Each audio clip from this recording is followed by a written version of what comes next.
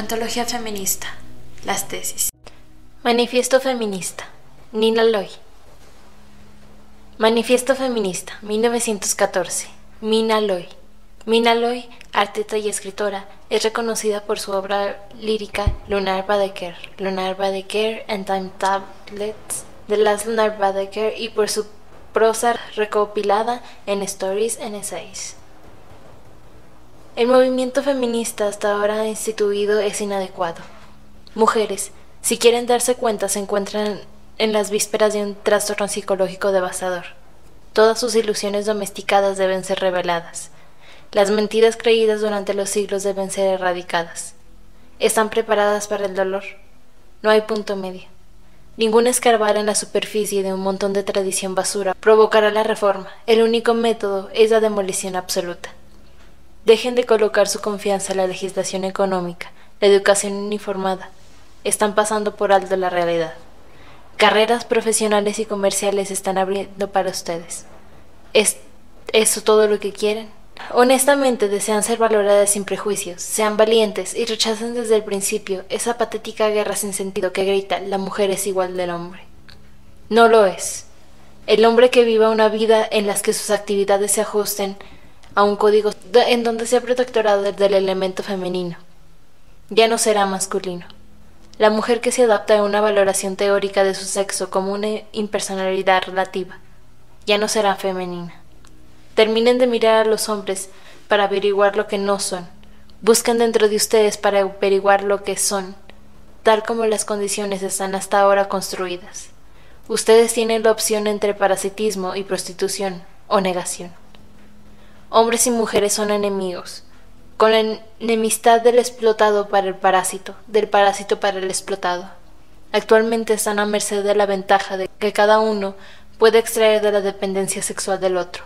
El único momento en donde los intereses de ambos sexos se funden es en el enlace sexual. La primera ilusión que habría de demoler para su propio interés es la división entre dos clases de mujeres, la amante y la madre. Toda mujer bien equilibrada y desarrollada sabe que esto no es cierto. La naturaleza dota a la mujer con la facultad de expresarse a través de todas sus funciones. No hay restricciones para la mujer que esté tan incompletamente evolucionada como para crecer en conciencia sobre su propia sexualidad. Se demostrará una influencia restrictiva en la expansión temperamental de las próximas generaciones. La mujer que sea una amante pobre será una madre incompetente, de inferior mentalidad, y gozará de inadecuada apreciación de la vida. Para obtener resultados debe hacer sacrificios, y el primer gran sacrificio que hay que hacer es el de su propia virtud. El valor ficticio de una mujer se identifica en su pureza física, fácilmente esperable, volviéndola aletargada en la adquisición de méritos intrínsecos de carácter por los cuales podrían obtener un valor concreto. Por lo tanto, la primera ley autoimpuesta por el sexo femenino como protección frente al hombre como vigilante de la virtud, principal instrumento de sometimiento, debe ser la absoluta destrucción quirúrgica de la virginidad para toda la población femenina durante la pubertad. El valor del hombre se determina completamente según su utilidad o interés para la comunidad. El valor de una mujer depende completamente de su suerte, su éxito o su fracaso en el intento de atraer a un hombre para que asuma, de por vida, la responsabilidad ante ella. Las ventajas del matrimonio son ridículamente amplias en comparación con todos los otros tipos de acuerdos. En tiempos modernos, una mujer puede aceptar de un hombre un sustento escandalosamente lujoso, sin ningún tipo de retorno, ni siquiera descendencia, como una ofrenda a cambio de su virginidad. La mujer que no tuvo éxito en conseguir esta ventajosa ganga está privada de su libertad a cualquier reacción ante los estímulos vitales y totalmente excluida de la maternidad. Toda mujer tiene el derecho de ser madre. Toda mujer de inteligencia superior debería darse cuenta de que todos los miembros de su mismo sexo, incluso los inadecuados o degenerados, tienen la misma responsabilidad de producir hijos. Cada hijo de una mujer superior debería ser el resultado de un periodo de vida con pleno desarrollo psíquico, sin necesidad de la incómoda obligación de prolongar una alianza posiblemente agotada, espontáneamente adaptada, al principio, para la creación de una nueva vida y sin la obligación de un armonioso equilibrio entre dos partes que siguen sus líneas individuales de evolución personal. Por la armonía de la raza, cada individuo deberá ser la expresión de una fácil y amplia interpretación de los temperamentos masculinos y femeninos, libre de estrés. La mujer debe hacerse más responsable por sus hijos que el hombre. La mujer debe destruir dentro de sí el deseo de ser amada. La noción de que es un insulto personal cuando el hombre transfiere su atención hacia otra mujer. El deseo de la cómoda protección en lugar de una inteligente curiosidad y coraje para entender y resistir a las presiones de la vida. El exceso o el supuesto amor deben ser reducidos a solo ericiar. Honor, dolor, sentimentalismo, orgullo y en consecuencia inseguridad deben ser erradicados de una relación. Para su felicidad, la mujer debe conservar su aparente fragilidad, combinada con una voluntad indómita, irreductible coraje y abundante salud como resultado de una mente saludable. Otra gran ilusión por la que las mujeres deben utilizar su introspección, intuición e imprecisa valentía es destruir, por el bien de su autoestima, la impureza del sexo. Una revelación que desafía la superstición y demuestre que no hay nada impuro en el sexo, excepto una actitud mental hacia él. Constituirá una regeneración social incalculable y más amplia de la que nuestra generación pudiera imaginar. 1927-1930. Fragmento. Gertrude Stein. Gertrude Stein, escritora estadounidense que revolucionó las convenciones de todos los géneros literarios. Algunas de sus obras más destacadas son True Lives, Tender Bottoms, The Making of Americans, biografía de Alice B. Toklas, Wars I Have Seen y Stanzas in Meditation. Poesía patriarcal, 1927. Poesía patriarcal, su origen y su historia. Poesía patriarcal, su origen y su historia, poesía patriarcal, su origen, poesía patriarcal, su historia, su origen, poesía patriarcal, su historia, poesía patriarcal, su origen, poesía patriarcal, su historia, su origen. Ese es un caso. Capaz dulce y en un asiento. Poesía patriarcal, su origen, su historia, su origen. Poesía patriarcal, su historia, su origen. 2 lo hacen funcionar, 3 lo hacen, 5, 4 lo hacen, más 5 lo hacen llegar, y misceláneos. Cartas y dejar mesas y claramente inquieta y recupera y quédate a gusto, es decir, regularmente. Nunca mencionar la poesía patriarcal para nada. 2, 2, 2, ocasionalmente 2. 2 como tú dices, 2, 2, 2. No es su explicación. 2, 2. Debes tú ser muy bien tasada, que tuvo tal efecto que solo uno de una gran cantidad, y hubo una gran cantidad, creen en 3 relativamente, y encima estabas acaso consciente del hecho que intercambiable e intercambiable fue mientras ellos estaban, si no, eran invitados. Ella sabía, es decir, ella realmente se había informado. La poesía patriarcal no se equivoca. Nunca haber ido más lejos de ahí, y tejer es tejer, tejer si es solo lo que es descrito como llamado que no debería venir y decir, y como estas cada año nuevo sábado. Cada año nuevo sábado es probable que traiga places, es probable que de placer, es probable que traiga placer. Cada año nuevo sábado es probable que traiga placer. Día que es lo que es. ¿Qué es lo que es día? ¿Qué es lo que es día? ¿Qué es lo que es día? Te duplico, por supuesto que lo haces. Me multiplicas, muy probablemente ser. Tú duplicas, yo duplico, yo duplicas, yo duplico, tú duplicas. Yo duplico, tú me duplicas, yo te duplico, tú me duplicas. Cuando esto ves notablemente, la poesía patriarcal necesita ratificación y hay alrededor suyo. Llega hasta una distancia y ahí todavía lleva su nombre. Prosperidad y suyas, prosperidad que le resta. Que te digan ser dura, que te digan ser dura con ellos. Una. Que te digan ser dura, que te digan ser dura con ellos. Ninguna. Que te digan ser dura, que te digan ser dura con ellas. ¿Cuándo? Que te digan ser dura, que te digan ser dura con ellas. Entonces, ¿cuál es el resultado? El resultado es que ellos saben la diferencia entre en vez de y en vez de, y hecho, y dijo, y dijo. El resultado es que ellos podrían ser también 2, y tan pronto 3, y para estar seguro 4, y es él, porque ellos pueden no ser. elegante reemplazado por delicado y tierno reemplazado por uno de allá en vez de 5 de allá. Allá no es allá, evidentemente, esto es lo que ha pasado. Porque porque, identidad, porque ¿por qué? Porque mientras, identidad. La poesía patriarcal es lo mismo que poesía patriótica, es lo mismo que poesía patriarcal, es lo mismo que poesía patriótica, es lo mismo que poesía patriarcal, es lo mismo. La poesía patriarcal es lo mismo. 29. Amor a mi amor con una V, porque así son las cosas. Me amo a mí misma con una B, porque soy más allá de eso, un rey. Amo a mi amor con una A, porque ella es una reina. Amo mi amor y una A es lo mejor de entonces. Piensa bien y sé un rey. Piensa más y vuelve a pensar. Amo mi amor con un vestido y un sombrero.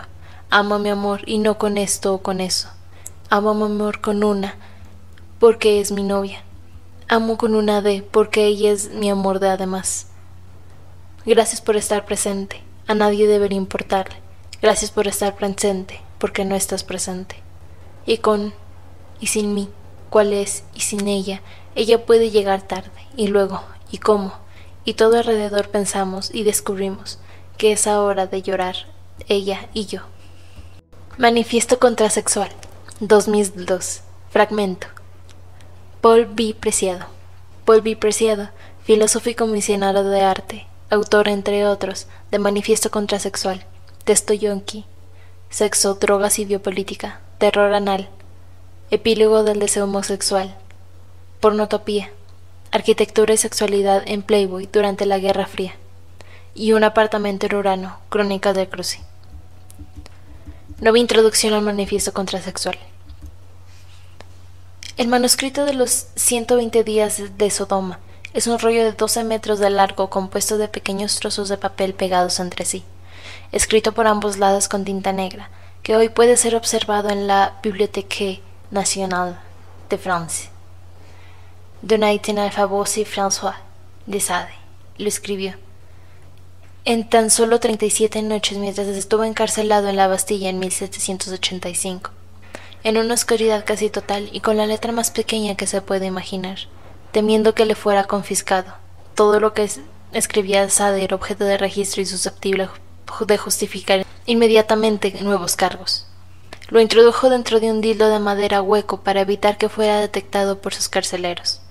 El maldito marqués explicó en su diario que mientras estaba encarcelado, lo que habría de representar la mayor parte de su vida en 11 cárceles diferentes, pasaba el tiempo leyendo y escribiendo, comiendo y masturbándose. Esto último al parecer, y de acuerdo con su propio testimonio, más de 6 veces al día. Fue para poder llevar a cabo estas prácticas de masturbación para lo que le pidió a su esposa, René Playet, que mandara fabricar a los artesanos de Faubourg Saint-Antoine un godemiché de ébano o de madera de rosa de 6 pulgadas de circunferencia y 8 o 9 de largo. No es en mi bolsillo que los meto, sino en otra parte, para la cual son incluso demasiado pequeños, le dice Donatien a René en una carta en 1783 en la que confiesa no poder vivir sin sus dildos. Y es precisamente en uno de sus estuches anales huecos, protegido por una funda de cuero, donde Sade escondió su manuscrito. Hundido en los agujeros de los muros de la piedra de la prisión y transformado en cofre, el godemiché de madera protegió el manuscrito del saqueo de la Bastilla. Tanto el objeto como su contenido secreto fueron recuperados por azar 3 días antes de la toma de la Bastilla por Arnaud de Saint-Maximin y conservados en secreto durante años. Los 120 días de Sodoma no fue publicado hasta 1904. El psiquiatra alemán Iwan Bloch escondió a su vez bajo el seudónimo de Eugene Guérin, reveló el contenido del libro como ejemplo de perversión extrema, escrito y preservado en condiciones extraordinarias. Los 120 días de Sodoma no ha dejado de alimentar la imaginación sexual desde entonces. La lección que nos enseña la supervivencia del texto más desafiante de Sade no es solo que los dildos huecos pueden ser útiles para ocultar secretos, o que un dildo puede eventualmente contener un libro, sino que, A la inversa, un libro puede funcionar como un dildo, penetrando el pensamiento de una época y convirtiéndose en una técnica capaz de hacer temblar el discurso normativo e imaginar otra sexualidad posible. El deseo y la imaginación son las armas más poderosas de una revolución. Como un dildo, un libro es una tecnología cultural de modificación del cuerpo y de la subjetividad de su lector de un usuario. En Desembalo mi biblioteca, Walter Benjamin apunta que una de las formas más gloriosas de procurarse un libro es escribiéndolo uno mismo. Quizá como una de las formas más genuinas de procurarse un dildo sea mandándolo construir, como hizo Sade a un artesano, algo que hoy bien podría hacerse con una impresora 3D. Para Benjamin, el escritor es sobre todo el primer lector, el primer usuario de su propio libro. Y ni qué decir tiene que durante bastante tiempo yo fui no solo el primero, sino también el único lector de este manifiesto contrasexual. No fue como escritor que escribía este manifiesto, sino más bien como usuario de libros y de dildos. Pero luego, el libro se puso a funcionar como una técnica de ficción capaz de transformar a su primer lector usuario. El manifiesto contrasexual fue escrito como un protocolo imaginario que proyectaba sobre la sexualidad el estilo de ruptura grandilocuente de las vanguardias artísticas de la modernidad, a menudo machistas y homófobas, usaron para enfrentarse al canon. Se trataba de un contramanual de uso del cuerpo que, entonces yo no lo sabía, me permitiría después iniciar un proceso para convertirme en otro, o más bien en otros, que aún continúa hoy por otros medios. Cuando escribí este libro yo era, en el sentido administrativo y legal del término, otra persona, otra ficción viva. Tenía 28 años, mi nombre legal era Beatriz. Se me había asignado sexo femenino, me identificaba como lesbiana. Digamos incluso que, frente al armario del feminismo dominante, era lesbiana radical. La palabra radical indicaba un cierto grado de politización de la sexualidad, un determinado índice de autoenunciación y de disidencia, una posición activamente antagónica no solo frente al régimen heteropatriarcal, sino frente a la cultura gay y a sus veleidades de integración a la sociedad heterosexual como uno de los estilos de vida dominantes del capitalismo tardío. Y fue el libro el que transformó a su escritor. El escritor de este libro era lesbiana radical, mientras que su primer lector dejaría atrás las categorías de hombre y de mujer, de heterosexual y homosexualidad, para referirse como contrasexual. Corría la última década del siglo pasado. George Bush empezaba el ciclo de las guerras del Golfo. Mis amigos continuaban muriendo de sida.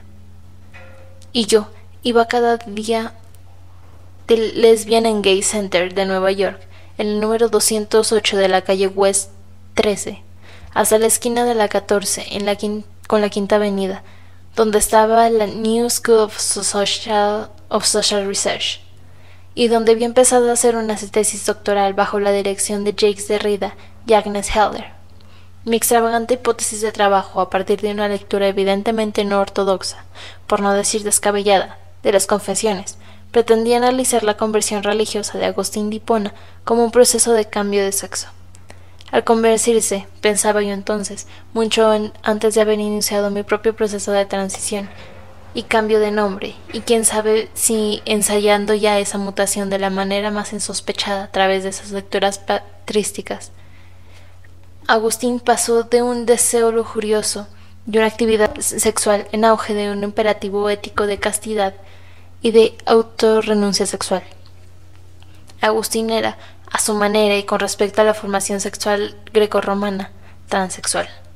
Pasó de una economía del deseo a la otra, de una epistemología del cuerpo a otra, contribuyendo a la invención de una nueva sexualidad, que se extendería después con el cristianismo, dominado por la introyección teológica del deseo, el control afectivo y la deserotización del cuerpo.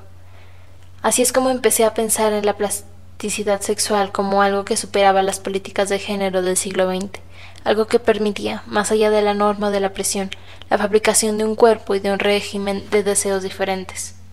Animado por Jacques Derrida e inspirado por el éxito del discurso sobre la deconstrucción en el campo de la arquitectura y por una atrayente beca, me mudé a la New School, en la Escuela de Arquitectura de la Universidad de Princeton. Entrar en el mundo de la arquitectura significó un desplazamiento radical en mi práctica filosófica.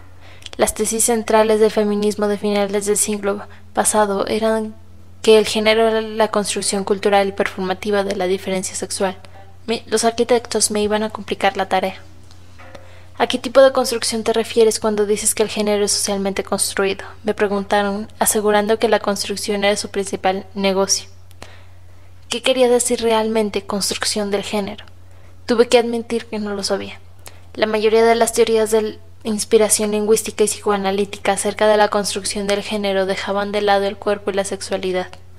La materialidad del cuerpo, vista como un residuo biológico de la construcción cultural, no permitía disolver. Había sido excluida de todos los debates y era ensalzada únicamente en las propuestas conservadoras, que entonces se conocían como esencialistas.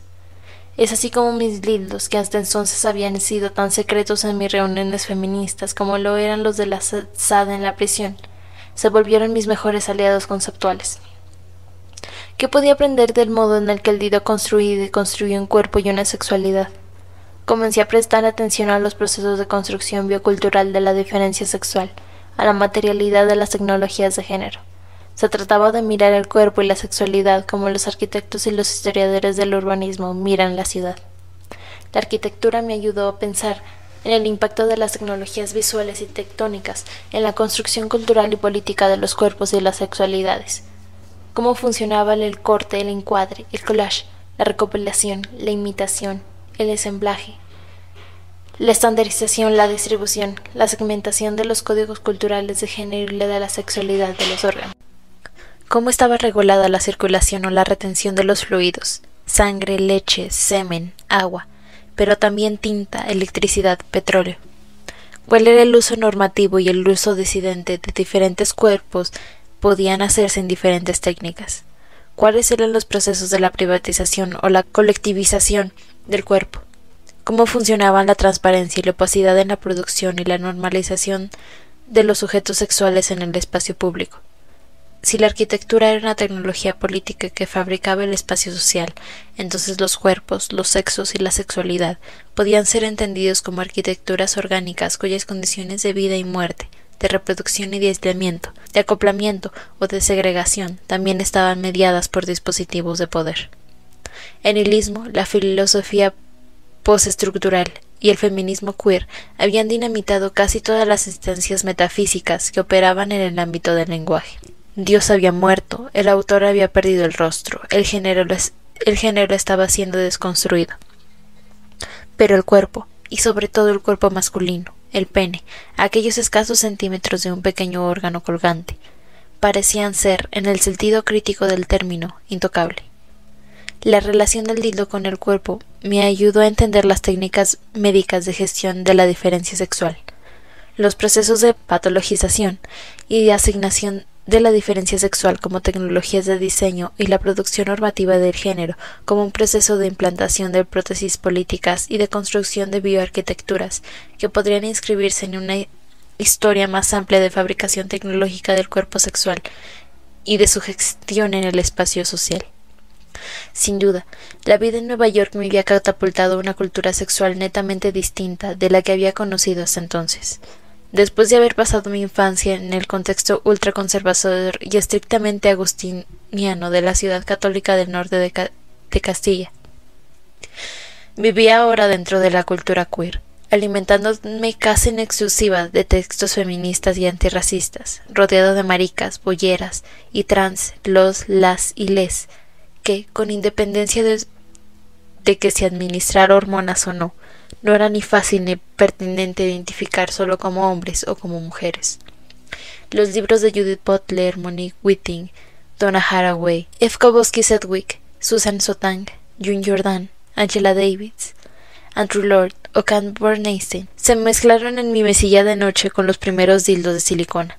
Al mismo tiempo, varias décadas después de que fueran ensayados en las calles y en las luchas, la teoría queer y los estudios anticoloniales interrumpían en el ámbito académico, sacudiendo los fundamentos de la filosofía occidental moderna y produciendo los instrumentos críticos que permitían pensar la vida que estamos viviendo. Eran los últimos días del siglo XX. Se acababan de y transformar en fármaco una combinación de moléculas que por fin prometía salvaguardar la vida de las personas seropositivas, al mismo tiempo que las hormonas llamadas sexuales comenzaban a circular más fácilmente en los círculos contraculturales, haciendo lo que hasta entonces habían sido los límites entre masculinidad y feminidad, homosexual y heterosexualidad. Empezaron a desfigurarse. Me sentía imbuido en una libertad sexual y de género que hasta entonces no había podido ni soñar. Lleno de un optimismo eufórico, creía ver el fin del siglo al final de un régimen epistemológico y político. Contemplaba el planeta y la historia de la modernidad patriarcal y colonial, inmersos en una imparable mutación, en un devenir queer. Así es como acabé pasando de las especulaciones filosóficas a imaginar los cambios que se estaban produciendo en la sexualidad de fines del siglo, los procesos de desnaturalización y de invención que estaban teniendo lugar dentro del movimiento feminista radical, queer, intersex y trans, en el que yo mismo estaba aprendiendo a construirme un cuerpo, e inventarme una subjetividad, una desde esa sexualidad y desde ese deseo disidente, desde ese cuerpo no autorizado, desde esa proximidad entre los dildos y la filosofía postestructural, desde donde surgió este manifiesto. 20 años de revolución. Escribí este libro en el invierno del año 2000, mientras viajaba entre Nueva York y París. Mi intención era extender a la sexualidad las conclusiones de las teorías de la performatividad del lenguaje de género de Judith Butler y de la tecnopolítica de los monstruos de Donna Haraway. El único y fastidioso problema fue que cuando este libro se publicó en Francia y en España, los textos de Judith Butler y Donna Haraway no habían sido aún traducidos. Eso hizo que su primera edición fuera para unos un ovni y para otros un extraño gusano saliendo del infierno. Por eso, y porque en él se hablaba de dildos y de prótesis sexuales, de superación del binarismo hombre-mujer y de la división jerárquica entre heterosexualidad y homosexualidad. En Francia y en España se empezaban a organizar las primeras políticas de identidad homosexuales en los ámbitos institucionales, y frente a ellas, este manifiesto afirmaba que el objetivo de las políticas contrasexuales no era la integración de los homosexuales en la sociedad heterosexual, ni tampoco su afirmación identitaria, sino el cuestionamiento de la norma sexual y la invención de nuevas prácticas de subjetivación disidente. Demasiadas cosas han sucedido desde que este libro fue escrito. El joven manifiesto también ha visto cómo caían Bastillas y se reconstruían reinos. Un año después de que fuera publicado por primera vez en francés, tuvieron lugar los ataques del 11 de diciembre en Nueva York, mientras los países que habían comenzado la descolonización con la Conferencia de Bandung en 1954 avanzaban en un proceso imparable para invertir sus posiciones de subordinación económica, política y cultural. Occidente iniciaba el que será el último siglo de afirmación militar y racial de su hegemonía. Cuando este libro fue escrito, el feminismo no estaba de moda. En Francia y España la palabra queer no significaba nada, y el único discurso político en torno a la homosexualidad era el double bind de la patologización prevención del SIDA. Para comprar un dildo de silicona era necesario viajar a uno de los sex shops feministas de Londres, Nueva York o San Francisco. Y Internet no era más que una centena de páginas y una extraña función del ordenador que decía "You got mail".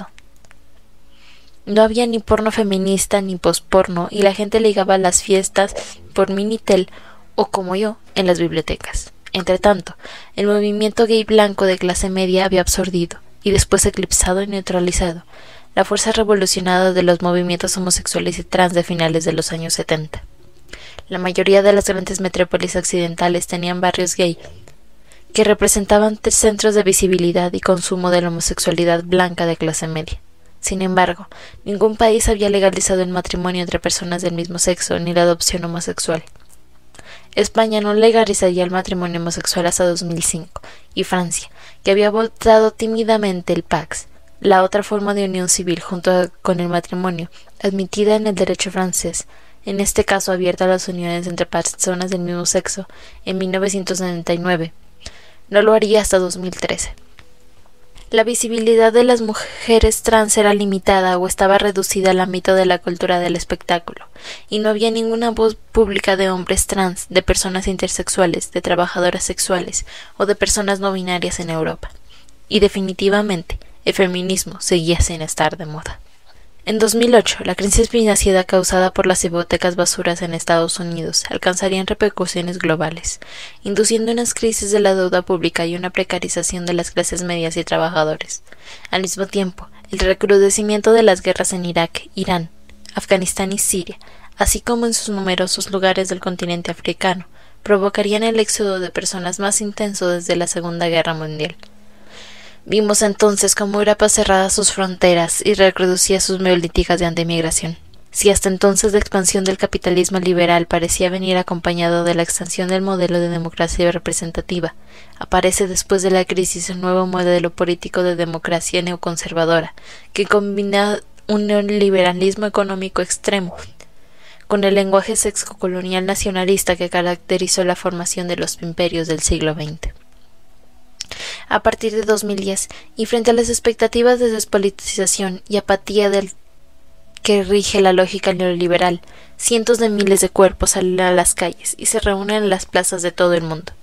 Las prácticas feministas y queer, sus modos de poner el cuerpo y de situar el discurso, dieron forma a las asambleas de las plazas de las ocupaciones de Tahrir hasta las del 15M. El feminismo y las políticas queer estaban encontrando nuevas formas de acción, pero sin embargo, los lenguajes del feminismo seguían sin estar de moda. Hasta 2017, cuando se difunde a través de las redes sociales y de los hashtags MeToo y Balance Tom Pork, una cadena de denuncias de mujeres en Estados Unidos, Francia e Inglaterra, y después rápidamente de todo el mundo contra abusos sexuales cometidos por hombres, a menudo en el marco laboral. Las denuncias surgen primero en el ámbito del cine americano y después en el de la cultura. Los medios de comunicación se hacen eco masivamente de las protestas. El movimiento genera un auténtico seísmo social. Se estaba produciendo la articulación de un nuevo movimiento feminista global. Y aunque, como alertó la activista boliviana María Gabildo, la voz de un feminismo blanco liberal hegemónico amenazaba con borrar las voces, los cuerpos y los nombres de las mujeres racializadas, proletariadas, trabajadoras sexuales y trans.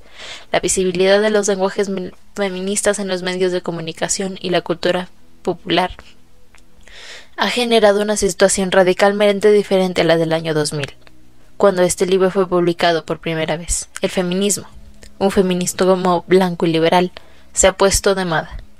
Y frente a él, los lenguajes arcaicos de la razón patriarcal y colonial levantan un nuevo frente neofascista.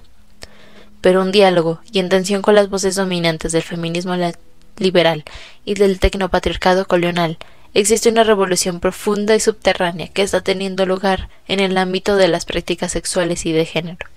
Una revolución que cuestiona la epistemología de la diferencia sexual. Durante las 2 primeras décadas del siglo XXI se han articulado formas inéditas de lucha y de representación política que cambiarán lo que entendemos como un cuerpo vivo y por un sujeto político con derechos sociales. El movimiento transexual y transgénero está adquiriendo a la vez visibilidad cultural y reconocimiento legal. Las prácticas de disidencia sexual comienzan a generar posiciones asintomáticamente distantes tanto de la heterosexualidad normativa como de los códigos dominantes de la masculinidad y la feminidad.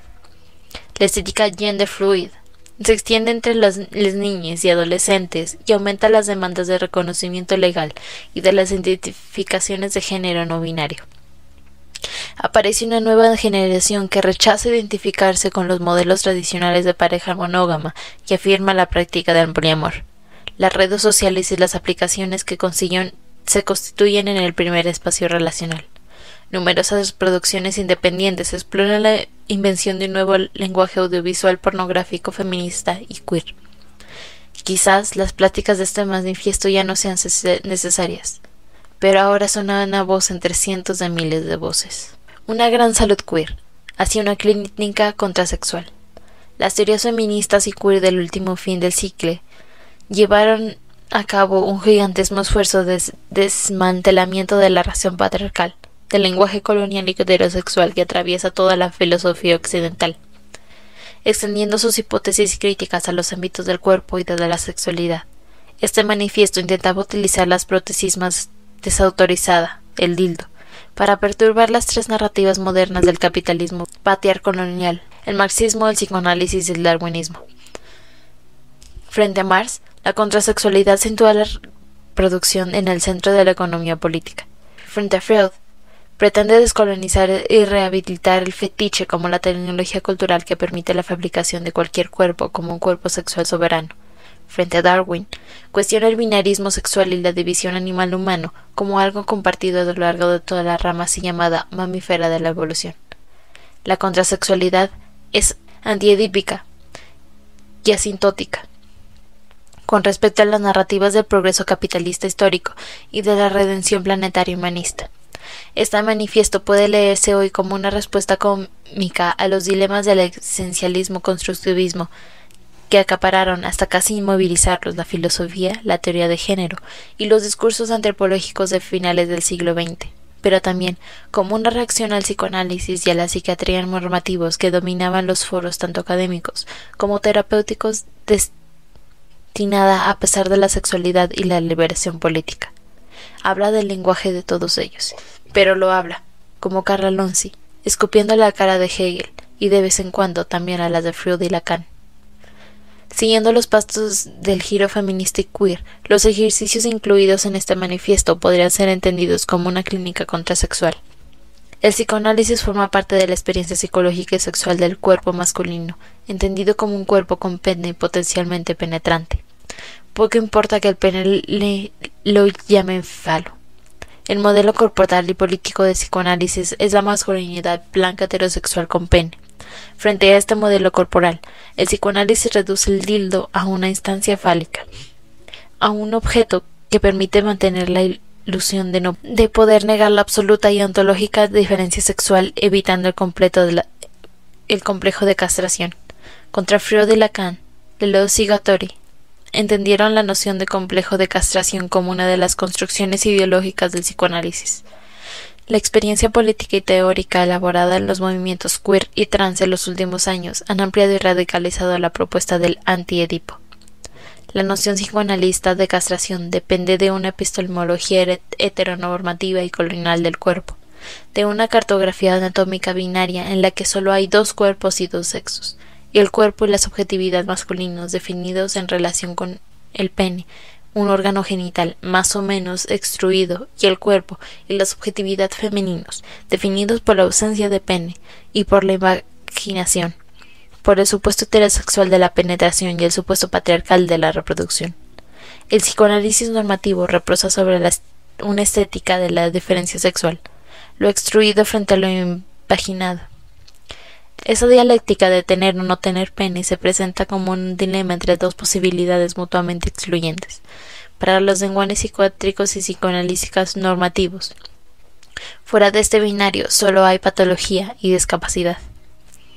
Este manifiesto fue una propuesta furiosa e impertinente a la castración patriarcolonial de la multiplicidad radial y de la infinitud de formas de producción de deseo y de placer de la que cualquier cuerpo es capaz. Vivimos en un mundo donde el diagnóstico violento de género es una práctica legalizada en todos los hospitales modernos, en los que se lleva a cabo una asignación de género obligatoria de acuerdo con el binarismo. Un mundo donde, a pesar de la separación técnica de la heterosexualidad y la reproducción que la píldora permite desde los años 70 del siglo pasado, la heterosexualidad sigue siendo declarada la forma normal y natural de reproducción social. Un mundo donde las hormonas, las prótesis y las cirugías permiten una experiencia encarnada de transición de género, pero donde la normalización del género es un requisito político para cualquier proceso de reasignación. Un mundo donde ya se están llevando a cabo los experimentos con la impresión del 3D en la piel y de los órganos, pero siempre dentro del marco de las normas hegemónicas de género y raza. Y sin embargo nosotros, intersexuales, tullidos homosexuales, cuerpos racializados, trans, existimos, hablamos y actuamos. Nuestros cuerpos y subjetividades pueden no tener existencia política o anatómica, y a pesar de todo existimos. Vivimos al mismo tiempo dentro y en contra del régimen binario sexual y de género. La castración no es simplemente una figura narrativa del lenguaje psicoanalítico. Desde los años 50 y con la globalización del protocolo Money, la asignación sexual, la castración se ha convertido en una de las técnicas centrales de fabricación de un cuerpo sexuado desplegadas por el complejo médico-farmacológico industrial. Llamo castración a un conjunto de procedimientos y normas quirúrgicos y endocrinológicos que buscan reducir la diversidad morfológica sexual irreductible de los cuerpos al binarismo sexual. Sometidos a los llamados bebés con diferencias con el desarrollo sexual, a los que la medicina diagnostica como intersexuales, a operación de mutilación con el fin de producir técnicamente la diferencia sexual. La narrativa psiquiátrica y psicoanalítica dominante y su economía genital binaria funcionan como dispositivos clínicos que acompañan el régimen colonial heteronormativo, definiendo instancias de patología y buscando el tratamiento normalizador frente a la ansiedad y el dolor psíquico que genera la epistemología de la diferencia sexual y su régimen de poder y conocimiento. Acepta que eres un hombre o una mujer, dicen el psicoanálisis y la psiquiatría farmacológica. Asume tú eres heterosexual o tu homosexualidad. Cambia de sexo si quieres, pero elige un sexo. El mismo patriarcado que nos patologiza y nos viola pretende además oponernos y curarnos. La psiquiatría y la farmacología dominantes funcionan como cámaras terapéuticas en la que se nos enseña a aceptar, erotizar y sublimar la violencia del régimen heteropatriarcal binario. Se trata de técnicas clínicas a través de las cuales se desactiva la posibilidad de transformar la angustia y el dolor psíquico que el régimen heterocolonial produce para evitar que estos puedan ser catalizados en forma de rebelión política y transformarse en procesos colectivos de subjetivación crítica. De vuelta del callejón sin salida de la hermenéutica psicoanalítica y de los debates en esencialismo-constructivismo, tomé el dildo, un órgano que me era familiar, pero al mismo tiempo seguía siendo extraño, como un fetiche teórico y un arma mutante ante castración. Ese artefacto más bien banal parecía realizar una conversión de la sexualidad femenina y lesbiana en otra cosa, algo tan insoportable e incalificable que debía permanecer clandestino hasta los círculos feministas más sofisticados. Lo curioso es que el dildo resultaba igualmente molesto para mi psicoanalista lacaniana y para mis amigas feministas. Tanto el psicoanálisis como el feminismo nos obligaba a escribir la política del dildo en un minúsculo papel y ocultarlo secretamente dentro de este mismo dildo en los muros de la Bastilla del feminismo liberal. Para ambos, el dildo era un significante ahuyento, un síntoma patológico del deseo omnipotente, no castrado o incastrable, y la réplica de una forma dominante y fálica de la masculinidad. Pero mi experiencia del dildo era radicalmente distinta de las conjeturas psicoanalíticas y de las suposiciones feministas conservadoras. Me interesaba la gramática no identitaria que el dildo permitía introducir en los cuerpos y en las sexualidades. El dildo eludía la disyuntiva entre tener y no tener, y la sustituía por un continuo de distintas modalidades de agencia y potencia. El dildo no pertenecía a la ontología de la esencia, ni al orden de la prioridad. Era y no era un órgano, de modo que, aunque perteneciera a alguien, no podía ser totalmente poseído. El dildo instalaba en el cuerpo una economía de multiplicidad, de conexión, de cooperación, de transferencia y de uso. El dildo se negaba a ser inscrito en el cuerpo para crear una identidad o una integridad orgánica. Como un aliado de la revolución, estaba al lado de la desposesión y del nomadismo. Aunque aparentemente un instrumento de baja tecnológica, el dildo es una herramienta epistémica muy poderosa. El dildo es un sexo y los sistemas normativos de representación de órganos sexuales en los que el cyborg es a la división naturaleza-cultura. Al igual que el cyborg, el dildo está situado en el borde mismo de la tradición capitalista y colonial de dominio masculino. Si el pene es la encarnación orgánica de esta tradición hegemónica, el dildo es otro cyborg. Aunque fabricado según la lógica de la representación y apropiación de la naturaleza, el dildo, al igual que el cyborg, excede a esa tradición, llevándolo a sus límites a través de la parodia y de la transgresión. La ontología del dildo es postnaturalista y postconstructivista. La política del dildo posidentitaria. En el límite mismo de la vida y la muerte, del orgánico y de la máquina, la prótesis introduce en el sexo y en la sexualidad la ontología del devenir y de la disposición y la política del travestismo somático. Este manifiesto afirma que la sexualidad no puede reducirse ni a la diferencia sexual ni de la identidad de género. La sexualidad se define aquí como una política corporal, una estética del gesto, una ética de la relación. Las sexualidades se parecen a las lenguas, son sistemas complejos de comunicación, invención y reproducción de la vida. Como las lenguas, las sexualidades son construcciones históricas, con genealogías específicas e inscripciones bioculturales. Al igual que las lenguas, las sexualidades se pueden aprender. Se pueden articular varias sexualidades como se hablan varios idiomas, como sucede a menudo con el monolingüismo. Una sexualidad se nos impone en la infancia y adquiere el carácter de un deseo naturalizado. Estamos entrenados en el monolingüismo sexual. El monolingüismo sexual es el lenguaje que no podemos percibir como un artefacto social, en el que entendemos sin poder escuchar plenamente su acento o su melodía. Entramos en esa sexualidad a través de los saltos médicos y legales de asignación de género, a través de la educación y del castigo, a través de la lectura y de la escritura, a través del consumo de imágenes, de la mímica y de la repetición corporal, a través del olor y del placer. Y sin embargo, podremos haber entrado en cualquier otra sexualidad bajo un régimen diferente de conocimiento, de poder y de deseo. Aún así, podemos aprender cualquier otro lenguaje sexual como un mayor o menor sentido de alienación y de extrañeza, de libertad, de gozo, de apropiación. Es posible aprender a inventar estas sexualidades, otros regímenes de producción de deseo y placer, pensando la sexualidad como lenguaje y estética.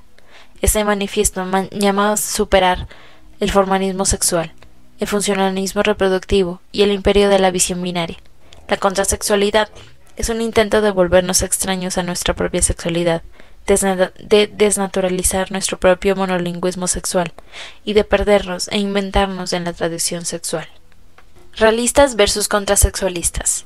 El pianista Glenn Gould decía que había dos tipos de músicos: los virtuosos, para los que el piano se convierte en un fin en sí mismo, y aquellos para los que el instrumento es simplemente la interfaz a través del cual muestran materialidad sensorial encarnada, accede a la esfera de la música, produciendo un sonido, creando una melodía que nunca ha sido oída antes de ser interpretada. El músico virtuoso alcanza la producción excelsa del canon en escasas ocasiones, y el envejecimiento o la enfermedad de su cuerpo garantizan irremediablemente el fallo.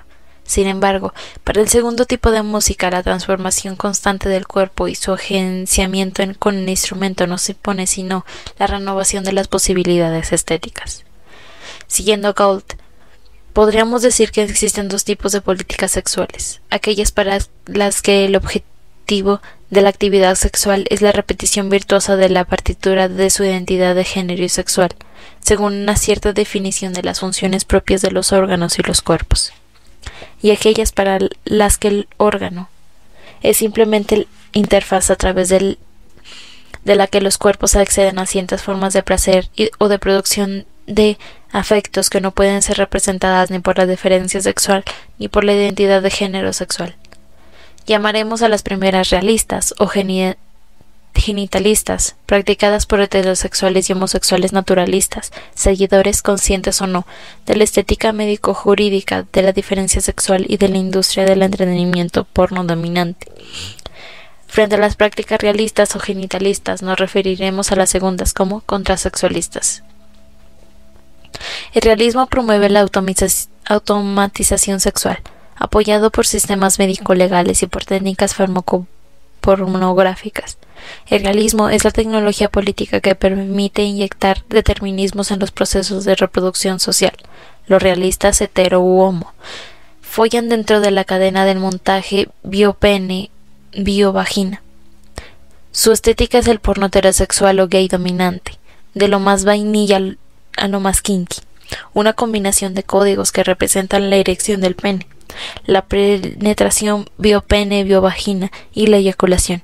Existen dos modalidades de realismo: el genitalismo patriarcal y el matriarcal. Ambos conviven dentro del régimen capitalista. En la estética genitalista patriarcal, el pene erecto es mejor que la vagina, es mejor que la mano, es mejor que el pie, es mejor que el ano, es mejor que el dildo y que ningún otro órgano vivo o técnico. El pene erecto es sobre todo mejor que el pene flácido. La mayoría de los filósofos, de los psicólogos, sociólogos y antropólogos, novelistas y artistas de la modernidad eran o son, de forma confesa o no, de forma consciente o no, realistas sexuales. Existe un segundo tipo de genitalistas matriarcales para los que la capacidad generativa, el útero y la reproducción sexual llevada a cabo por las mujeres cis es la única ontología de sexualidad. En esta lógica, la diferencia sexual es sobre todo la diferencia entre el útero y todo lo que puede inseminar el útero. Aquí, por supuesto, el dildo y otros penes flácidos, penes maricas, penes no penetrantes, penes no productores de esperma, clitopenes trans o simplemente penes dotados de esperma infértiles son considerados como dispensables y ontológica y políticamente subalternos. El capitalismo sexocolonial automatiza la sexualidad, aumentando el trabajo y la productividad sexuales, pero también la producción de identidades sexuales convencionales, que se convierten en el blanco que la gobernanza política y económica, contra la automatización sexual y la tectónica de la sexualidad del sujeto posgénero y posexualmente desidentificado. El verdadero objetivo de las prácticas contrasexuales no es ni el placer físico ni la reproducción de identidad, sino el gasto exuberante y la experimentación que prometen creatividad psicomática e invención de libertad.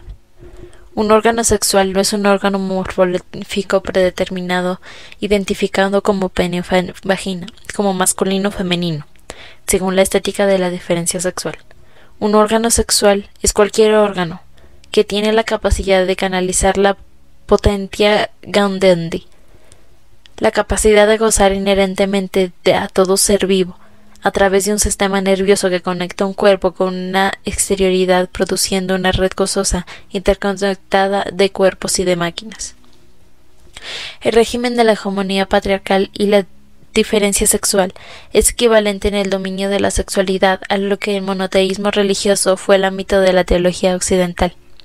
Así como era imposible que el occidente medieval cuestionara la existencia de Dios y la teología del libro, resulta hoy imposible cuestionar el binarismo sexual y la estética morfológica de la diferencia sexual. Sin embargo, el binarismo sexual y la estética de las diferencias sexual son solo categorías históricas, mapas cognitivos y políticas que enmarcan y limitan, normalizan y jerarquizan la forma proliferante de nuestro deseo. La lógica del binarismo sexual, así como la diferencia entre homosexual y heterosexualidad, son los efectos de la subyegación de la potencia gaudendi de cada cuerpo singular en un proceso de industrialización de la reproducción sexual. Los cuerpos solo son reconocidos como humanos en cuanto productores potenciales de óvulos o espermatozoides para ser ubicados dentro de una cadena de producción y reproducción fordista de la familia y por extensión de la nación, de la corporación, del humanismo terráqueo. Aquello que reconoces como tu propio deseo no es tu propiedad inalienable, es ya una prótesis maquínica del poder que ha tomado alguno de tus órganos como sitios naturalizados de producción libidinal excedente. Es preciso liberar tu pene, tu vagina, tu dildo, tus manos, tu lengua, tus piernas, tus ojos, tu ano, tu pecho, tu nariz, tus brazos, tus ovarios, tus testículos, tus óvulos, tus espermatozoides.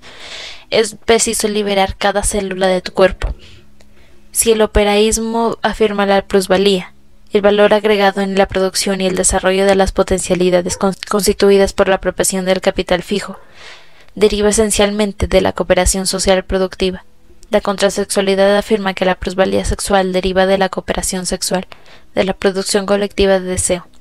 El único sexo que aquí nos interesa es el sexo colectivo y extranjero, es decir, el proceso a través del cual el deseo individual se transforma en algo radicalmente extraño a sí mismo, irreconocible dentro de la epistemología de la diferencia sexual, irreductible a una identidad sexual, y recorre después el cambio sexual, estando llenando de un improducto temblor. El fracaso de la izquierda durante el siglo XX y lo que va del siglo XXI radica en su capacidad de redefinir la soberanía en términos distintos a los del cuerpo patriarcal occidental, blanco, biomasculino. Consciente de la necesidad urgente de una transición política, este manifiesto propone construir el cooperativismo libertario semántico planetario, una cooperación de los cuerpos vivos dentro de la Tierra y junto con ella. Es necesario superar la distinción entre producción y reproducción, que se sitúa en el núcleo de la división del trabajo dentro del capitalismo heterosexual colonial moderno. La nueva organización política del trabajo no puede lograrse sin una nueva organización política del sexo y la sexualidad. Esto implica que los órganos sexuales, tal como los conocemos, relacionados con las funciones reproductivas y las coreografías heterosexuales normativas, necesitan ser transformados. Primero, las funciones reproductivas deben ser separadas, extraídas, desmaterializadas de los órganos biológicos. El uso de nuestras células reproductivas podían decidirse colectivamente. Nuestras diferentes cadenas de ADN podían ser tratados como una riqueza colectiva común, resultado de millones de años de mutación, de aprendizaje y de transformación. La transformación total de la sexualidad demanda una transición institucional. Tendremos que eliminar las estructuras organizativas acostumbradas y naturalizadas del sexo que han funcionado como mano de obra barata o impagada de las instituciones tradicionales, familias, matrimonios y parejas. La transición del régimen disciplinario sexual al fármaco pornográfico, afectada durante la década de los 50, ha provocado la irrupción en el cuerpo, en la sexualidad y en el deseo de los procesos de abstracción, automatización y consumo que habían sido desplegados en la fábrica y la economía de extracción y transformación de materias y de energía planetaria durante los últimos 4 siglos. En poco tiempo, el funcionamiento de los órganos y de las prácticas sexuales ha sido sometido a una creciente codificación y digitalización comercial. Vivimos en la era de las prótesis de subjetivación, prótesis semióticas y cibernéticas que funcionan como ordenadores portátiles, prótesis químicas comercializadas en forma de medicamentos legales. Si hasta mediados del siglo XX las instituciones disciplinarias, y a través de ellas el Estado-nación patriarcolonial, ostentaban la hegemonía de la definición del sexo y de la sexualidad, a partir de los años 50 esas instituciones combaten y a la vez se disputan esa hegemonía con y contra los nuevos gigantes corporativos farmacopornográficos, que controlan los medios de producción prostéticos: Google, Facebook, Novartis, Roche, Pfizer, Sanofi, YouTube, YouPorn, Tinder, etc. En los últimos 20 años hemos pasado a tener relaciones sexuales privadas con los cuerpos en la cama a tener relaciones sexuales con sustancias en las pantallas accesibles a la mirada del público. Follar quiere decir ahora comunicar digitalmente y consumir en red. La lucha contemporánea que la contrasexualidad nombra no supone la elección de una vía contra la otra. No preconizamos aquí, evidentemente, una vuelta a la cama disciplinaria ni a la autonomía política heteropatriarcal, pero tampoco militamos por una desdigitalización del cuerpo. La tarea de reapropiarse micropolíticamente del cuerpo sexual no puede consistir en privarlo de los medios de representación o las biotecnologías que lo sustentan. Somos medios de comunicación y entidades vivientes bioculturales. Necesitamos reapropiarnos críticamente de las prótesis de subjetivización sexual que nos constituyen. No nos obstinemos en oponernos de ninguna de estas dos fuerzas de manera formal. Es mejor dejar que ambas se destruyan en una lucha por una captura energética del cuerpo. Entretanto, debemos ocuparnos de inventar una tercera vía, adoptando una distancia crítica frente a ambas posturas. Nuestra tarea consistirá en inventar un nuevo lenguaje, hacer un cortocircuito de los códigos existentes, postular nuevos órganos y funciones sexuales, experimentar otras instituciones de reproducción colectiva y de comunicación deseante. Frente a la agenda legal, liberal, reformista e integracionista de los movimientos de identidad LGBTIQ+, han desarrollado a partir de los años la contrasexualidad propone una nueva configuración de la relación entre deseo, cuerpo y sexualidad, entre tecnología y conciencia, que cuestiona la epistemología de la diferencia sexual y sobrepase las identidades sexuales binarias.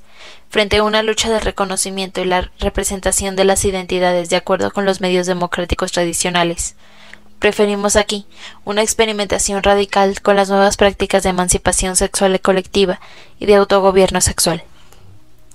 En un tiempo pornográfico, cuando las formas semánticas han sido capturadas por medio de tecnologías biomoleculares y audiovisuales cibernéticas, el placer ya no puede ser la fuerza emancipadora que Marcuse estaba esperando. En cambio, necesitamos abrir un terreno revolucionario para la invención de nuevos géneros y deseos, para los que el placer aún no ha sido nombrado y definido, de nuevas subjetividades que no pueden ser representadas por las políticas de identidad. La tarea de la transición hacia la externalización cooperativa de las células reproductivas y la transformación de las instituciones sexuales no puede delegarse al Estado y sus comandos verticales, que no solo son patriarcales, sino que ahora, desvitalizados por el proceso de privatizaciones neoliberales, se han vuelto ineficientes. Tampoco puede delegarse a la cooperación neoliberal y a su red horizontal de cooperaciones en constante crecimiento. Nuestro objetivo es la invención total de los órganos y de las subjetividades por medios autónomos. Ni la revolución ni la producción pueden planearse. Es la mutación como un proyecto abierto que permanece inexplorado la que debe ser deseada. La invención de nuevos cuerpos solo será posible mediante el ensamblaje y la hibridación de experiencias llevadas a cabo en los límites de lo que tradicionalmente se entiende como identidades propias. Órganos, funciones y cuerpos se remoldearán en el umbral de la homosexualidad y la heterosexualidad. Lo que hasta ahora hemos entendido por trans y bio, válido e inválido, blanco y racializado, animal y humano, organismo y máquina. Estas identidades se volverán progresivamente obsoletas. Inspirada por fantasías de superpoder poshumanistas, la experimentación en los límites de las identidades bioculturales tradicionales ya está teniendo lugar en los ámbitos de la medicina convencional, como prueba la fabricación de órganos híbrido animal-humano, diseñados para el transporte humano. Sin embargo, estos experimentos están en las antípodas de nuestros ideales libertarios y semánticos cooperativistas, puesto que no buscan la liberación de los cuerpos que habían sido objeto de opresión política, sino su reducción total a territorio de captura energética por parte de las clases somático-dirigentes. Los principios de la sociedad contrasexual surgieron en la necesidad de pactar un nuevo contrato sexual que reconozca la reductible multiplicidad del viviente. La sociedad contrasexual demanda la modificación de la epistemología normativa de la diferencia sexual y su sustitución por una epistemología transexual, es decir, un paradigma en el que las diferencias anatómicas o cromosómicas entre los cuerpos no sean la base de una identificación de género sexual, ni el argumento que legitimite ningún tipo de privilegio, de opresión o de violencia. El manifiesto contrasexual es una llamada a despatriarcalizar y descolonizar nuestras instituciones políticas o sociales para redistribuir el poder y saber y para transformar las formas de la vida colectiva. Proponemos aquí mirar cualquier sexualidad como un agenciamiento político entre varios cuerpos previamente conectados. No hay aquí diferencia entre producción y reproducción, entre práctica y conocimiento. Todo trabajo sexual debe ser considerado también trabajo cognitivo, ya que depende de un sistema tecnosemiótico. No hay sexualidad sin lenguaje, sin ficción, sin coreografía del gesto. Esta afirmación se deriva de la comprensión de que la estructura de la sexualidad ha cambiado dentro del régimen farmacopornográfico. La opresión y la explotación ya no dependen de la extracción del excedente de potencia gaundi de un cuerpo a manos de otro cuerpo. La procedencia gaudendi como excedente nunca es el producto de un órgano biológico, sino que siempre genera a través de la cooperación sexual, y de ahí que la red farmacopornográfica de medios semióticos, mediáticos y bioquímicos y las tecnologías de producción y consumo derivadas de ellas, que construyen la sexualidad contemporánea, no deban ser propiedad de nadie en concreto, ni ser asimiladas a un único tipo de cuerpo de sexualidad. Llamaremos esta forma de producción sexo copyleft.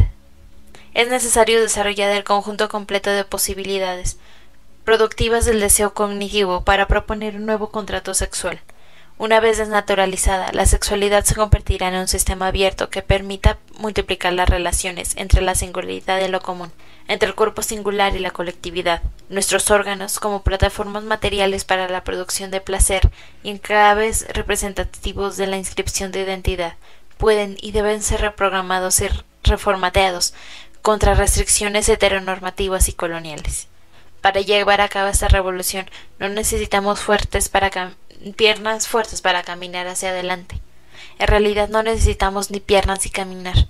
Necesitamos dejar de confundir movimiento y libertad, conquista y acción, sometimiento y pasividad, consumo y placer, productividad y creación. La poesía somática es nuestra política sexual.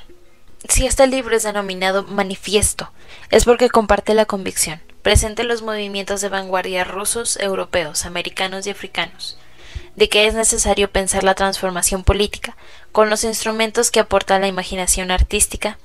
En política no hay libertad sin poesía.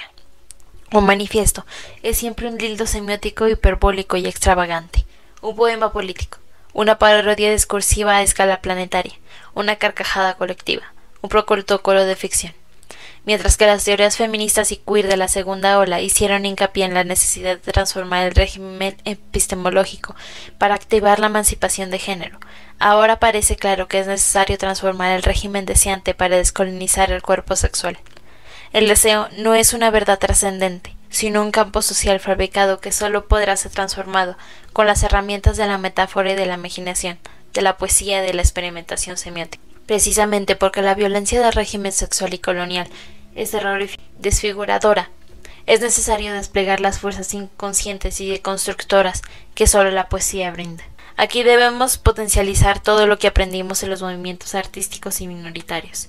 Este manifiesto es dadaísmo aplicado a la sexualidad, feminismo conceptual aplicado a la comprensión de la diferencia sexual y genital, es pedagogía radical aplicada al desaprendizaje de las disciplinas de género y de la identidad sexual. Las prácticas de performance y la teoría postestructural deben entenderse aquí como dildos teórico-prácticos, aparatos culturales transformadores del efecto de la imaginación que el texto utiliza para desplazar la centralidad del realismo anatómico. Por momentos, encontrarán este manifiesto pedante o delirante, pomposo o asqueroso. La pedantería, el delirio, la pompa y el asco son las fuerzas con las que intenté construir un imaginario experimental que diera forma a algunos lugares minoritarios que no estaban contemplados en el proyecto de democracia de finales del siglo pasado. Pero este manifiesto no pretende ser una enunciación universal ni un manual de recetas generales. Es una interrupción que toma mi cuerpo, la experiencia del cuerpo político de las minorías sexuales y somáticas, como lugar de acción. Una invitación para que otros miles de interrupciones sean posibles. No me importa que consideren mi sexualidad o las sexualidades desde las que abro en este libro como raras o como discapacitadas. Abrazo la rareza y la discapacidad.